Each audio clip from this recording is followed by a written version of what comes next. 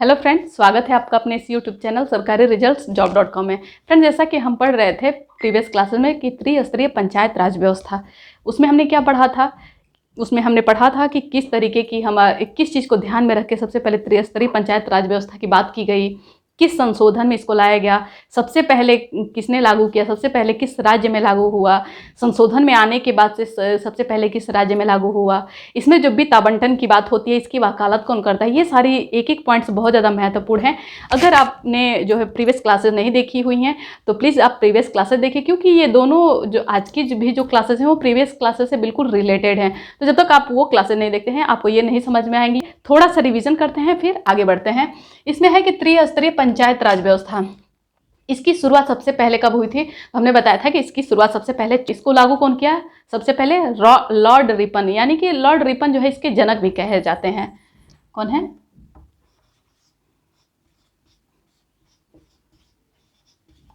Lord Ripon है, जो कि कब लागू किए थे, 1882 में। शायद प्रीवियस क्लास में हमने मिस्टेक से 1880 बोल दिया था, 1880 बोल दिया था, तो वो सही नहीं है, 1882 सही है, वो मिस्टेक से हो गया था। तो लॉर्ड रिपन का है कि 1882 में, 1882 में इन्होंने लागू किया। ठीक है, अब ये बात आती है कि त्रिस्तरीय पंचायत राज व्यवस्था लाई क्यों गई, इसका वजह क्या था, इसके पीछे का लॉजिक क्या था। तो इसके पीछे का सबसे बड़ा लॉजिक जो था वो था कि लोकतांत्रिक विकेंद्रीकरण। अच्छा, लोकतांत्रिक विकेंद्रीकरण का मतलब क्या होता है, सत्ता विकेंद्रीकरण। लोकतांत्रिक का मतलब हुआ सत्ता विकेंद्रीकरण। किस तरीके का सत्ता विकेंद्रीकरण, जैसे कि एक एग्जांपल में लीजिए कि अगर किसी कस्बे को अगर कोई छोटा छोटा कस्बा कई ले लेते हैं तो और एक हेड बनाते हैं तो सारे लोग अपनी एक एक समस्याओं को लेकर वहाँ पे जाएंगे तो शायद उनकी समस्याओं का निपटारा नहीं हो पाएगा। अगर उनमें एक एक हेड रखा जाए, सारे कस्बों में सारे इलाकों में एक एक हेड रख दिया जाए तो शायद सबकी समस्याओं का समाधान हो सकता है। इसी तरीके से जो है कि इसी चीज़ को ध्यान में रखते हुए लोकतांत्रिक विकेंद्रीकरण की बात की गई कि हर एक जिले में एक ब्लॉक स्तर पे, एक ग्राम स्तर पे मुखिया बनाया जाए, हेड बनाया जाए, जो कि ग्राम से जुड़ी हुई सारी समस्याओं को ब्लॉक स्तर पे पहुंचाए, ब्लॉक स्तर जो कहाँ पहुंचाएगा, जिला स्तर पे पहुंचाए, ताकि सबकी समस्याओं का समाधान हो सके। सबसे पहले ये बात दिमाग में कि जो है कि लोगों की समस्याओं के समाधान का एक जरिया इस तरीके का होना चाहिए। ठीक है, तो इस चीज़ को लॉर्ड रिपन ने 1882 में लागू किया कि लोकतांत्रिक विकेंद्रीकरण की बात, लेकिन कब कही गई, वो जो था 1957 में कही गई। तो उसके बाद से समितियां कुछ बनाई गई इस चीज़ को लागू करने के लिए। अच्छा, ये किस अनुच्छेद के तहत आया था, सबसे पहले ये संविधान में लागू नहीं हुआ। इसके लिए पहले अनुच्छेद आया, अनुच्छेद 40, जो कि राज्य के नीति निर्देशक तत्व के अंतर्गत आता है। अनुच्छेद 40 उसको लेकर के लगाया गया, लेकिन क्या था कि वो बहुत ज़्यादा इम्पोर्टेंट, चूँकि संविधान में नहीं था तो सारे राज्य इसको जरूरी नहीं मानते, राज्य सरकारें जरूरी नहीं मानती थी। जिस राज्य सरकार ने जरूरी माना इसको लागू किया, वरना नहीं किया। क्यों? क्योंकि ये संविधान में हमारे नहीं था, इसलिए कंपल्सरी बहुत ज़्यादा नहीं था, मनमानी ढंग था। अच्छा, ये जब सबसे पहले इसको लागू कौन किया था, कौन सा राज्य, तो कुछ समितियां बनी। पहले समितियों के बारे में देखते हैं, फिर देखते हैं कि किस राज्य ने लागू किया। तो समिति बनी, तो सबसे पहले उसमें आता है नाम बलवंत राय मेहता समिति, जो कि 1957 में आया, 1957 में आया। इन्होंने किसकी बात की, इन्होंने बात की पंचायती व्यवस्था की तो बात हो रही थी, लेकिन किस तरीके की पंचायती राज व्यवस्था हो, तो इन्होंने सबसे पहले बलवंत राय मेहता समिति ने कहा कि त्रिस्तरीय पंचायत राज व्यवस्था हो, यानी कि 3 स्तर पे हो, पहले ग्राम स्तर पे हो, फिर ब्लॉक स्तर पे हो, या फिर जिले स्तर पे हो। इस तरीके की पंचायती राज व्यवस्था रहेगी तो लोकतांत्रिक विकेंद्रीकरण बहुत ही बेहतरीन तरीके से हो पाएगा। ठीक, उसके बाद उसके जस्ट 2 साल बाद राजस्थान के नागौर जिले में, यानी कि 1959 को, 57 में बलवंत राय मेहता समिति आई, और उसके बाद से 1959 को जो है कि राजस्थान के नागौर जिले में इसको लागू किया गया। और इसके बाद से आंध्र प्रदेश, इस तरीके से राज्यों का क्रम बढ़ता गया, लेकिन सारे राज्य नहीं इसको लागू किए। उसके बाद से सेकेंड नंबर पे जो आता है अशोक मेहता समिति, वो कब आया, ठीक बलवंत राय मेहता समिति के 20 साल बाद आता है। कब आता है, 1977 में। कब आता है, 1977 में। इन्होंने क्या कहा, इन्होंने किस बात का जिक्र किया, तो इन्होंने द्विस्तरीय पंचायत राज व्यवस्था की बात की। चीज़ें तो वही थी, लेकिन इसमें डिफरेंस क्या था कि इन्होंने कहा कि ब्लॉक स्तर पे कोई उतना ज़रूरी नहीं है, ये नहीं जरूरी है कि बीच में ब्लॉक स्तर हो, डायरेक्ट ग्राम स्तर से जिले स्तर पे भी हो, तो ये चीज़ें सही हैं, लेकिन पंचायती राज व्यवस्था की बात इन्होंने भी की। तीसरे नंबर पर जो आता है जी BK राव समिति कब आया, 1985 में, यानी कि 1985 में। इन्होंने किसकी बात की, इन्होंने जो है कि ये बात कही कि जो भी पंचायती राज व्यवस्था है, इन्होंने द्विस्तरीय त्रिस्तरीय की फेवर में बात नहीं की। इन्होंने ये कहा कि जो भी पंचायती राज व्यवस्था है उसको वास्तविक सत्ता मिलनी चाहिए, यानी कि किसकी बात की कि ये चीज़ें संविधान में आनी चाहिए, वास्तविक सत्ता की बात की कि इसका एक अपना वजूद होना चाहिए, मनमाने ढंग से ये हर जगह हर राज्यों में लागू नहीं होना चाहिए। तो इन्होंने वास्तविक सत्ता की बात की। 4th नंबर पे जो आता है जो कि बहुत ज़्यादा इम्पोर्टेंट हो जाता है वो LM सिंधिया थे। LM सिंधिया समिति जो है वो कब लागू हुआ, ठीक जो है कि इनके 1 साल बाद, राव के 1 साल बाद जो है कि कब आया, 1986 को आया। इन्होंने 3 चीज़ें बहुत ही महत्वपूर्ण कही। न्याय पंचायत की वकालत की। न्याय पंचायत की वकालत क्या की कि इन्होंने जो पंचायती राज व्यवस्था बन रही है उसको न्याय मिले, न्याय का स्थान दिया जाए। इन्होंने न्याय पंचायत की वकालत की। 2nd नंबर पे इन्होंने कहा कि इसको संविधान में लागू होना चाहिए, इसको संविधान में जगह मिलना चाहिए, संविधान में ये लागू होना चाहिए, इसकी बात की। और 3रे नंबर पे इन्होंने जो है कि बलवंत राय मेहता समिति का जो है कि पूरा फेवर किया कि हाँ ये त्रिस्तरीय पंचायत राज व्यवस्था होनी चाहिए, ठीक है। उसके बाद से जब ये सारी समितियां बन गई तो ये तब हमारे संविधान में गया, संविधान संशोधन के लिए। तो पूछा जाता है, ये एक इम्पॉर्टेंट टॉपिक हो जाता है कि किस संविधान संशोधन में, तो 73वें संविधान संशोधन में इसको, और सन कौन सा था, 1992 यानी कि 1992। इसके पहले भी जिक्र किया गया था राजीव गांधी के समय, लेकिन उस समय कुछ नहीं हो पाया। तो 1992 में हमारे प्रधानमंत्री कौन थे कि नरसिम्हा राव थे, उनके समय ये लागू किया गया और संशोधन में आया ये। और 1993 में 24 अप्रैल 1993 को इसको लागू कर दिया गया। ये संविधान में पूर्ण बहुमत से इसको पारित कर दिया गया और ये संशोधन में आ गया।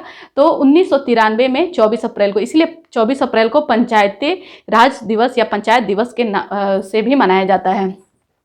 अच्छा, उसके बाद ये इंपॉर्टेंट हो जाता है कि किस भाग में आता है, तो इसका भाग जो है 9 है। अनुच्छेद जो है 243 से लेके 243 ओ तक, यानी कि टोटल इसके बीच में 16 आते हैं। अनुसूचियां जो है इसमें, अनुसूची जो कौन सी है, अनुसूची 11 है। अनुसूची 11 में कार्य कितने हैं, 29 कार्य हैं, 29। अच्छा, उन कार्यों में क्या क्या है, जैसे कि समाज सेवा हो गया, परिवहन हो गया, कृषि सिंचाई हो गया, कृषि हो गया, फिर बहुत सारी चीज़ें जैसे कि समाज सेवा से जुड़ी हुई चीज़ें, स्वास्थ्य से जुड़ी हुई चीज़ें, शिक्षा से जुड़ी हुई चीज़ें, ये सारी चीज़ें इसमें 29 कार्य में आ जाती हैं। उसके आगे बढ़ते हैं तो इसमें है कि इस पंचायती राज व्यवस्था को लागू करने के लिए उम्र क्या होनी चाहिए, इसको लड़ने के लिए, इसका चुनाव लड़ने के लिए या फिर इसमें मुखिया बनने के लिए क्या होना चाहिए उम्र। तो किसी भी तरीके का अगर पंचायत का चुनाव है तो उसमें उम्र, चूँकि लोकसभा विधानसभा में क्या होता है 25 होता है, जो भी पंचायत से जुड़े हुए चुनाव होंगे उसमें उम्र क्या लिया जाता है, 21 वर्ष लिया जाता है, ये ध्यान में रखिए, ठीक है। कितने समय का होता है इसका कार्यकाल, क्या होता है, 5 वर्ष होता है, ठीक है। और इसके लिए, अच्छा, ये पंचायती राज व्यवस्था बनती है तो इसके लिए कुछ पैसे की ज़रूरत होगी, इनकम की, पैसे की ज़रूरत होगी। इसको इसकी वकालत कौन करता है, तो ये इम्पॉर्टेंट क्वेश्चन है, ये बहुत बार पूछा गया है कि इसकी वकालत कौन करता है, तो इसकी वकालत करता है राज्यपाल करता है, इंपॉर्टेंट है। इस तरीके से आप प्रीवियस क्लास में देखेंगे तो और भी बहुत सारे इंपॉर्टेंट क्वेश्चन है। आइए अब आगे बढ़ते हैं। अब हम देखते हैं कि पंचायत की संरचना। अच्छा, एक चीज़ और है, त्रिस्तरीय पंचायत राज व्यवस्था जब संविधान टोटली लागू हो गया, संविधान में ये आ गया, तो सबसे पहले किस राज्य ने इसको लागू किया, तो इसमें सबसे पहला जो राज्य था वो महाराष्ट्र था, ठीक है। ये लागू होने के पहले अनुच्छेद जब 40 के तहत था तो वहाँ पे राजस्थान का नागौर जिला था, लेकिन ये संविधान में पारित होने के बाद जो पहला जो राज्य था वो कौन था, महाराष्ट्र था, जो इसको लागू किया, ठीक है। उसके बाद से तो सारे राज्यों में ये लागू हो गया। पंचायत की संरचना में जो आता है वो 3 स्तर का है, किस स्तर का, ग्राम स्तर का, पंचायत समिति और जिला परिषद, ठीक है। तो ग्राम पंचायत में मुखिया सबसे मेन कौन होता है, लोगों के द्वारा जब चुनाव किया जाता है तो जो मेन होता है उसको क्या कहा जाता है, मुखिया। इसको प्रधान नाम भी दिया जाता है। तो कौन होता है, ये मुखिया होता है।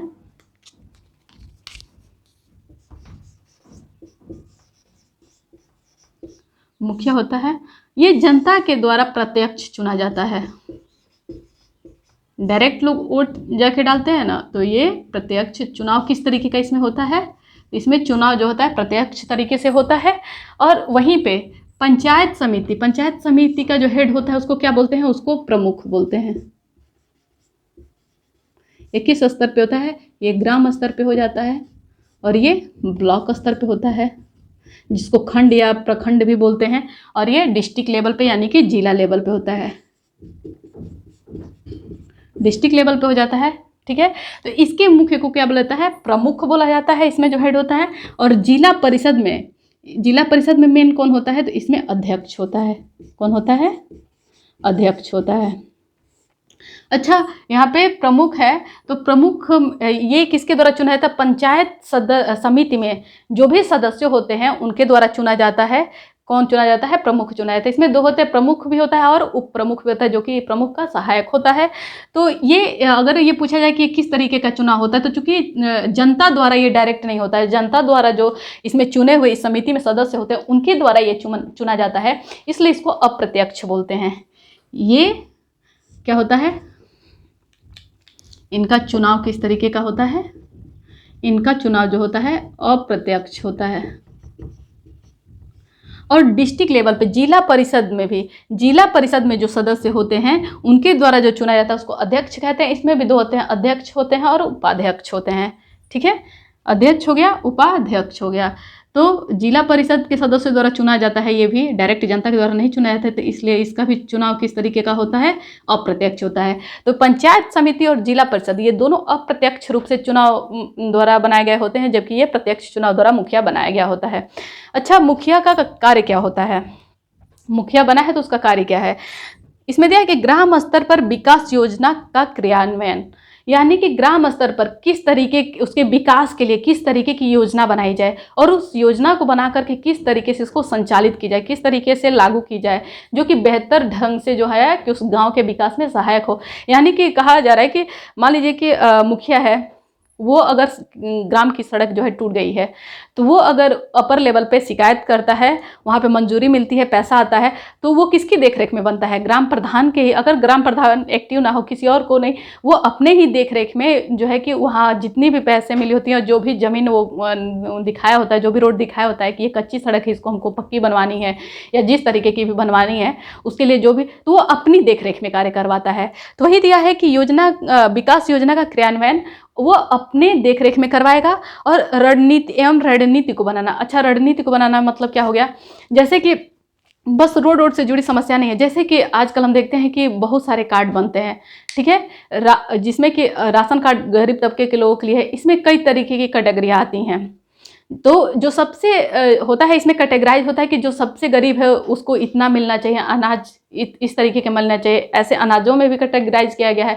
या हर एक सुविधा को देने के लिए कि गरीब लोग हैं जो भी अपनी आवश्यकताओं की चीज़ों से वंचित हैं, सरकार उसको मुहैया कराती है, तो वो किस तरीके से लोगों को प्रदान हो और ठीक उन्हीं लोगों को मिले जो कि इसके असली हकदार हैं, वो अच्छे तरीके से इस योजना का लाभ उठाएं, लाभान्वित हों।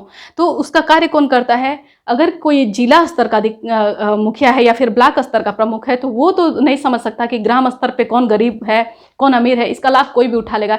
इसलिए इसमें मुखिया है जो, क्योंकि वो अपने गांव के माहौल को जान रहा है, अपने गांव के एक एक व्यक्तियों से परिचित है, तो क्या करेगा, वो सबकी समस्याओं को समझेगा कि कौन इसका असली हकदार है, उसे वो हक मिले। ये अलग बात है कि आजकल इसका बहुत ज़्यादा दुर्भाग्यपूर्ण है कि बहुत ज़्यादा इसका मिसयूज किया जाता है कि शायद गरीबों तक जो चीज़ ना पहुँचे, वो जो कि इसमें मीडिएटर बन करके कुछ लोग गलत काम कर जाते हैं।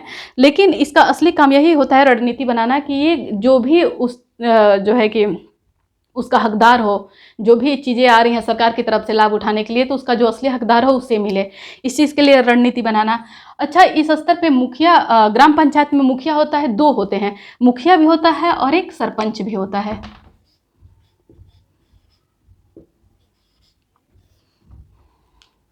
एक सरपंच भी होता है। तो सरपंच का क्या काम है, सरपंच का काम होता है न्याय से संबंधित कार्य देखना, ठीक है। इसका क्या कार्य होता है, न्याय से संबंधित कार्य देखना, यानी कि ये तो ग्राम के विकास में देखेगा कि किस तरीके के विकास हो, किस तरीके से रणनीति बने कि ये कार्य मतलब गांव के विकास में सहायक हो, ठीक है। लेकिन सरपंच जो होता है न्याय से जुड़ी हुई सारी चीज़ें देखता है, यानी कि कोई वाद विवाद की स्थिति आती है तो वहाँ पे सरपंच की जरूरत पड़ती है। अगर वाद विवाद की स्थिति आती है तो अगर छोटे मोटे वाद विवाद हों तो वो उसका निपटारा करता है। वहाँ पे जैसे कि होता है कि पहले चौपाल बुलाए जाते थे, मीटिंग होती थी, तो वही चीज़ें हैं कि वो कार्य कौन करता है, सरपंच करता है। अच्छा, ये सरपंच जो है कि दो तरीके का न्याय करता है, एक होता है फौजदारी और एक होता है दीवानी।